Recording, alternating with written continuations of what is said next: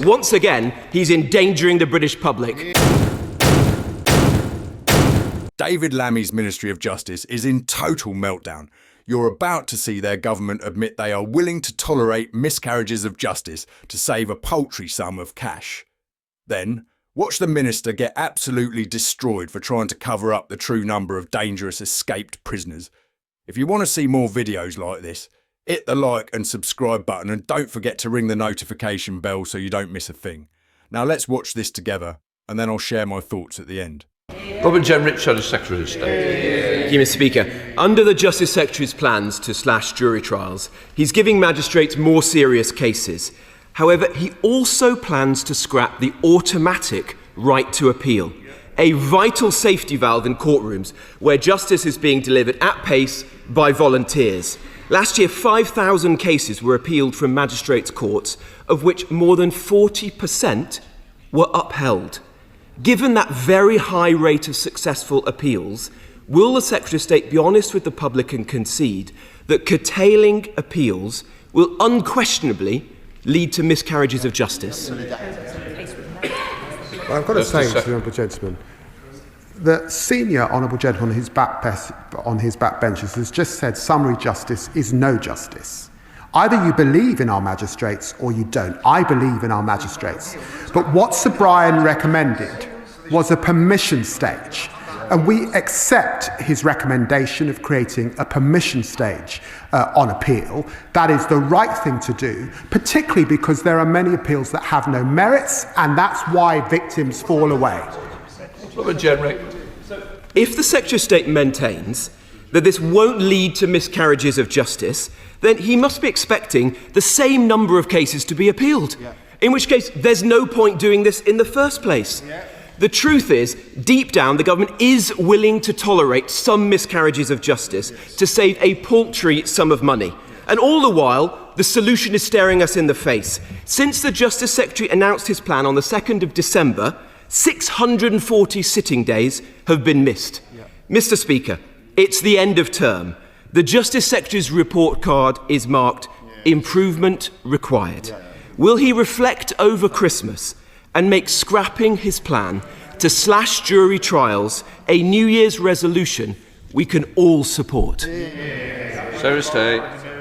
I know that the honourable gentleman has more front than Blackpool Pier, but let's be clear, it is a permission stage that we are accepting that was recommended by Brian Leveson. What we need are more sitting days, more investment, and we're doing that. We cannot shirk reform, and he knows that jury trials will continue to be a cornerstone of the Crown Court system, and we need modernisation. All of that not done by the last government. Mr. Speaker, 2 weeks ago, the Justice Secretary appeared on Sky News and revealed that 12 more prisoners had been mistakenly released and 2 remained on the run. So I have 2 very simple questions. Since then, how many prisoners have been mistakenly released and how many more remain on the run?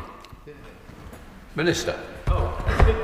The Deputy Prime Minister set out a 5-point plan to deal with the long-standing issue that we've had in our criminal justice system of release in errors. There were 800 release in errors under the party opposite when they were in government, and never once did they come to this House and give an update to the House. We're going to be releasing much more of that data over the coming months. Robert Jenrick. Mr. Speaker, in all the years I've been in the House, I've never known a Secretary of State fail to answer the first question from his opposite number. But that says a lot about the man. Look, the Justice Secretary was fine answering questions 2 weeks ago on the media when the police investigation was underway. But now he says, or his minister does in his stay, that it will be inappropriate to comment in the House of Commons. What utter nonsense. Does he seriously think anyone is buying that excuse? He either doesn't know the details or he's covering up his failure, both of which, frankly, are a dereliction of duty. And Mr. Speaker, how on earth does he think the public can assist the manhunts that are presumably underway across our country and clear up his mess if he won't publish the names or the mugshots of the prisoners mistakenly released? Once again, he's endangering the British public. Minister. Utter nonsense, Mr. His sheer, calculated contempt for the British public contained in those 2 exchanges is astonishing. Let's break down the sheer cynicism. The first point from Robert Jenrick is foundational. 40% of appeals are successful. If you remove the right to appeal, David Lammy is openly agreeing to lock up innocent people simply to save a paltry sum of money. They're treating your freedom like a bothersome court backlog issue. This is the mask-off moment. The state bureaucracy sees individual rights as an impediment to efficiency. The second part is a shocking indictment of state cover-up and disregard for safety.